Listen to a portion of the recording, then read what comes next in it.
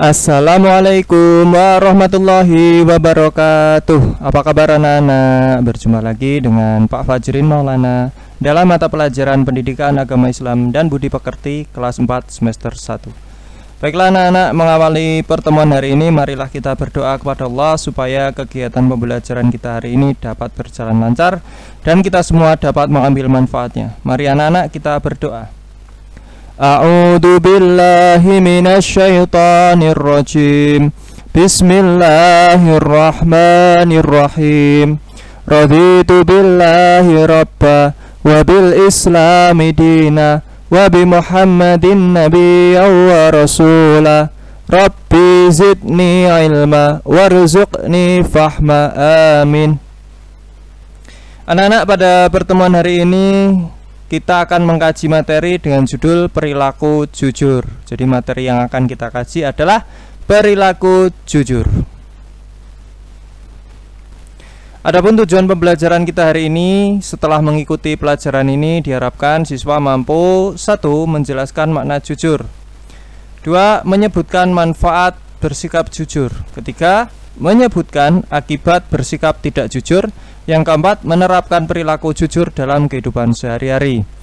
Nah anak-anak, supaya keempat tujuan tersebut dapat tercapai, maka anak-anak diharapkan mengikuti materi pelajaran hari ini, menyimak dengan fokus dari awal sampai akhir. Nah anak-anak, sebelum kita melanjutkan pelajaran, seperti biasa Pak Fajrin mengajukan beberapa pertanyaan kepada anak-anak sebagai umpan balik untuk merangsang rasa ingin tahu anak-anak, supaya anak-anak nanti fokus mengikuti pelajaran sehingga anak-anak bisa menjawab kelima pertanyaan ini. Jadi intinya kelima pertanyaan ini nanti setelah anak-anak menyimak kelima pertanyaan ini, maka anak-anak bisa fokus mendengarkan materi dari Pak Fajrin sehingga mendapatkan jawaban dari kelima pertanyaan ini. 1. Apa yang dimaksud dengan jujur? Kata jujur sangatlah familiar, seringkali kita mendengar kata jujur. Nah, siapa di antara anak-anak sekalian yang tahu apa itu jujur?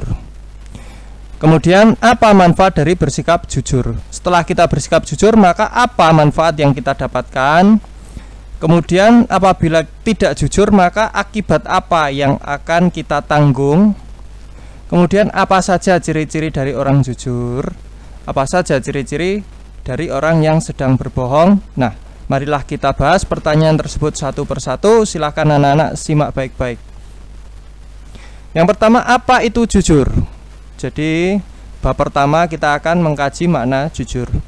Kata jujur dalam bahasa Arab semakna dengan kata asyidqu yang berarti benar, nyata, atau berkata benar. Lawan makna kata jujur adalah dusta, atau dalam bahasa Arab disebut al-kadzibu. Menurut istilah, jujur memiliki beberapa arti, antara lain 1. Kesatuan antara ucapan dan perbuatan. 2. Kesesuaian antara informasi dan kenyataan. Yang ketiga, ketegasan dan kemantapan hati. Yang keempat, sesuatu yang baik, tidak dicampuri kedustaan. Yang pertama, kesatuan antara ucapan dan perbuatan. Artinya apa?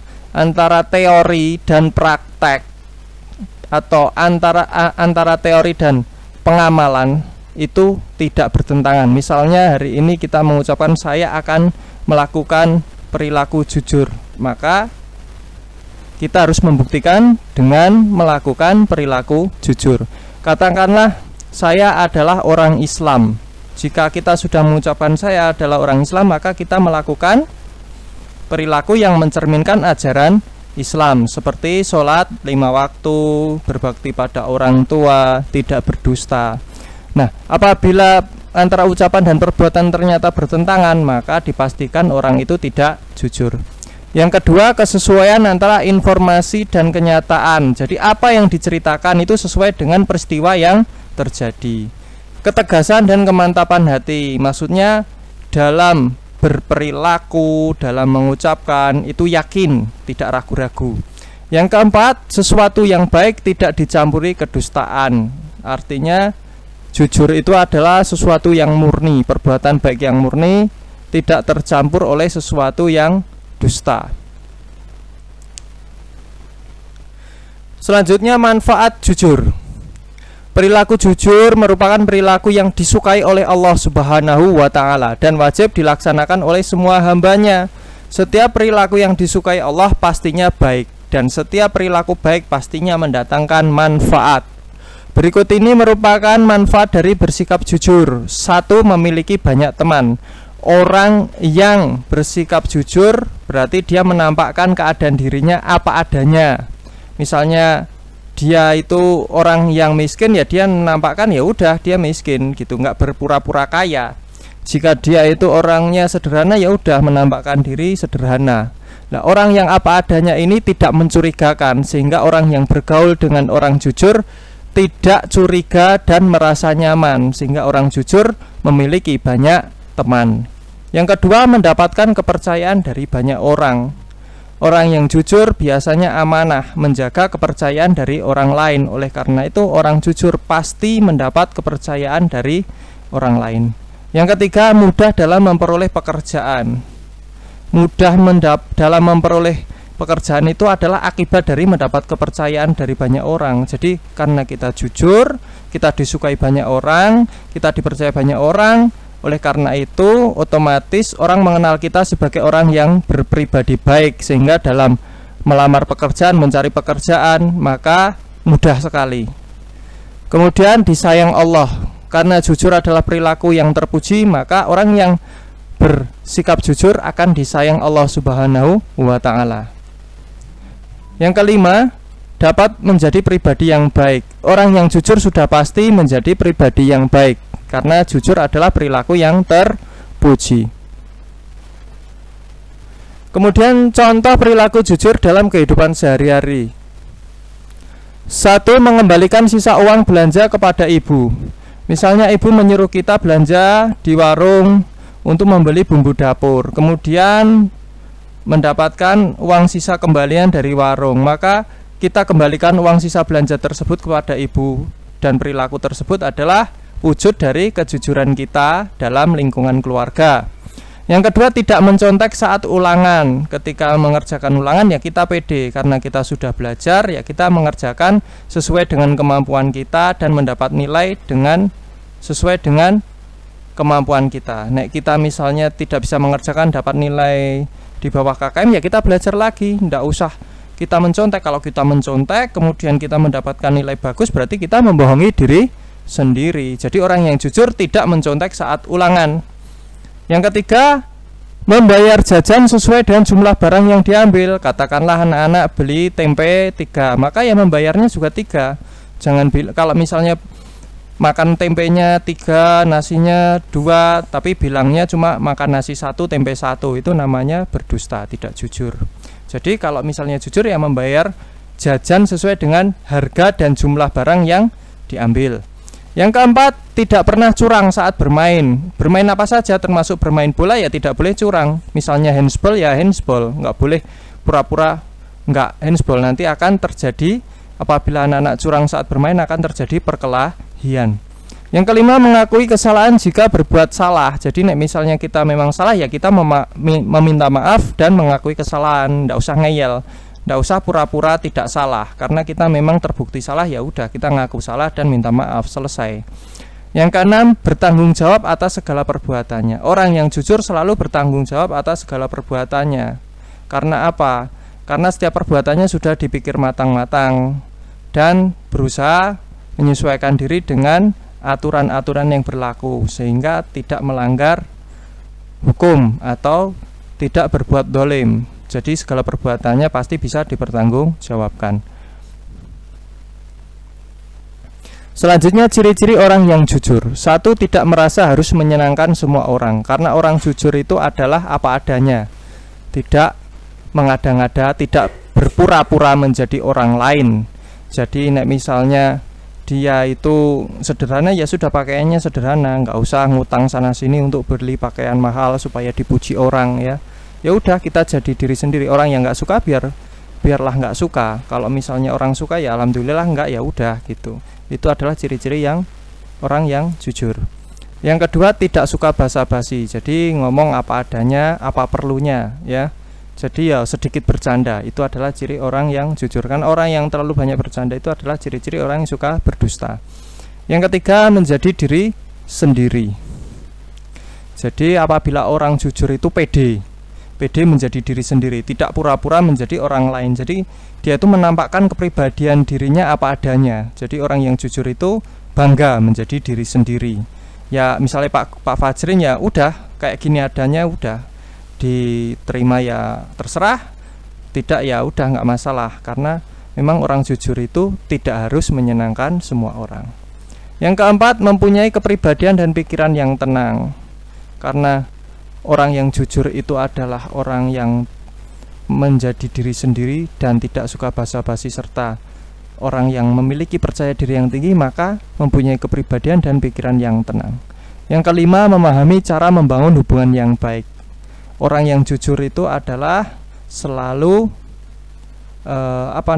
menimbang sebab akibat dari perbuatan yang dilakukan. Jadi misalnya dia melakukan suatu keburukan, pasti dia akan mendapatkan keburukan pula. Oleh karena itu dia tidak ingin diperlakukan buruk oleh orang lain, sehingga dia akan selalu memperlakukan baik dengan orang lain, sehingga dapat membangun hubungan yang baik. Misalnya dengan teman, ya tidak pernah melakukan perbuatan yang tercela. Itu adalah cara membangun hubungan yang baik. Kemudian ciri-ciri orang yang sedang berbohong. Adapun ciri-ciri orang yang sedang berbohong antara lain: 1. Bicaranya tidak jelas.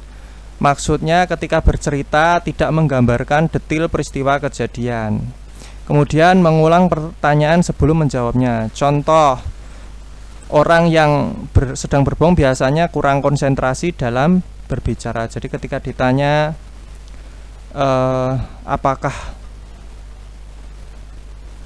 apakah kamu sudah ngaji hari ini, atau apakah kamu sudah benar-benar khatam Quran, maka jawabannya sebelum menjawab maka dia akan mengulang pertanyaan, apakah kamu sudah khatam Al-Quran, baru dia menjawabnya, oh iya saya sudah khatam Quran. Itu adalah contoh. Kemudian bicaranya terputus-putus atau gagap. Jadi orang yang tidak jujur atau sedang berbohong itu biasanya berbicara tidak lancar, karena dia berbicara sambil mengarang-arang cerita. Kemudian tidak memberikan penjelasan detail pada peristiwa yang diceritakan. Ya betul. Jadi mau dia cerita itu ya dia tidak memberikan penjelasan detail, dia hanya memberikan gambaran umum. Karena apa? Karena yang diceritakan itu hanya sebatas karangan dia, tidak terjadi di dunia nyata. Kemudian tidak berani menatap mata lawan bicara. Jadi orang yang berbohong itu biasanya dia tidak yakin dengan apa yang dia bicarakan. Jadi dia minder ketika melihat lawan bicara.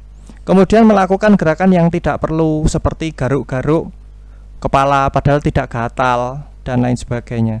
Kemudian merasa terganggu saat ada orang yang menanyakan kebenarannya. Misalnya, benar nggak sih yang kamu ceritakan itu, kok saya agak ragu dengan kebenaran itu gitu. Dia agak panik ya biasanya. Dia panik kalau misalnya ditanya, ada orang yang menanyakan kebenarannya. Kemudian bercerita tanpa ekspresi. Biasanya matanya itu kalau dia sedang bercerita itu melihat ke atas. Artinya dia itu bercerita sambil mengarang. Jadi dia bercerita tanpa ekspresi. Kalau orang yang jujur pasti bercerita dengan ekspresi. Dia bercerita dengan emosi gitu. Dia memperagakan apa yang terjadi seolah-olah dia mengalaminya. Kemudian postur tubuh terlihat seperti bosan. Jadi kalau orang yang berdusta itu biasanya tidak nyaman lama-lama dengan berbicara dengan lawan bicara atau berbicara dengan orang lain. Jadi dia panik karena takut ketahuan, keburu takut ketahuan kalau dia itu bohong. Selanjutnya, akibat tidak jujur. 1. Dijauhi teman.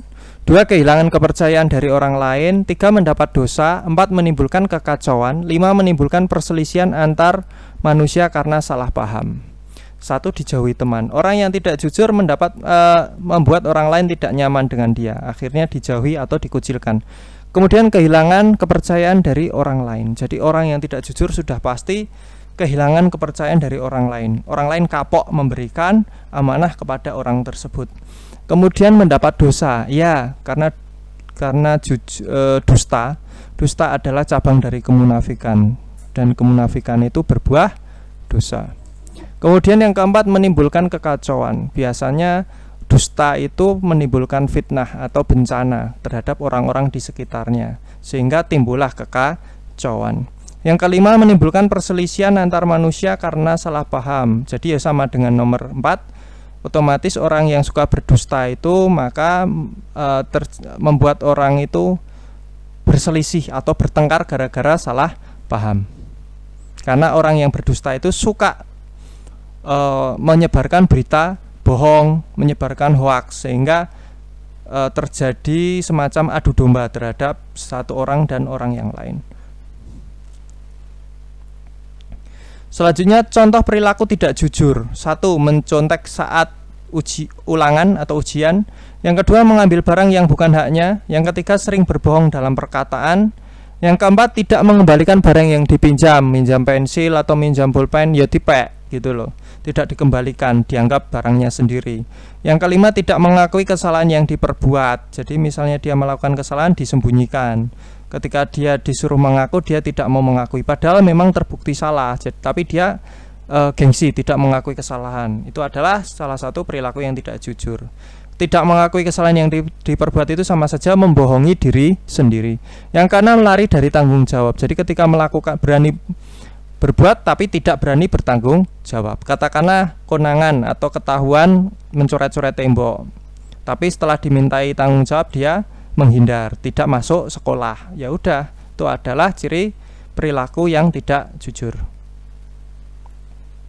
Adapun kesimpulan yang dapat kita ambil dari pelajaran tentang perilaku jujur adalah: 1. Perilaku jujur adalah perilaku terpuji. 2. Orang yang jujur mendapatkan banyak manfaat atau kebaikan. Perilaku dusta atau tidak jujur adalah perbuatan tercela. Orang yang berdusta akan mendapatkan balasan berupa keburukan dan kesulitan atau musibah dari Allah Subhanahu wa Ta'ala. Nah, anak-anak, itulah materi tentang perilaku jujur. Semoga setelah anak-anak paham dengan perilaku jujur ini, anak-anak mau menerapkan perilaku jujur dalam kehidupan sehari-hari. Atas kekurangan Pak Fajrin dalam memberikan keterangan, mohon maaf yang sebesar-besarnya. Apabila ada kebenaran itu datangnya dari Allah, apabila ada kesalahan itu datangnya dari Pak Fajrin sendiri. Selanjutnya adalah soal. Silahkan anak-anak pause video ini, catat 5 soal ini, kemudian kerjakan di buku tulis. Catat soal beserta jawabannya. Jangan lupa materi dari Pak Fajrin itu juga dicatat. Ini maksudnya nomor 3, sebutkan manfaat. Ini kurang N ya. Sebutkan manfaat bersikap jujur. Silahkan anak-anak catat ke-5 soal ini, kemudian kerjakan di buku tulis. Setelah dikerjakan, kemudian dikumpulkan di meja Pak Fajrin paling lambat hari Rabu. Paling lambat hari Rabu pukul 12 waktu Indonesia Barat. Baiklah anak-anak, sekian dari Pak Fajrin. Selanjutnya marilah kita berdoa. Doa penutup supaya kegiatan pembelajaran hari ini bermanfaat bagi anak-anak sekalian. Mari kita berdoa. A'udzu billahi minasyaitonir rajim. Bismillahirrahmanirrahim. Subhanakallahumma wa bihamdika asyhadu an la ilaha illa anta astaghfiruka wa atubu ilaik. Assalamualaikum warahmatullahi wabarakatuh.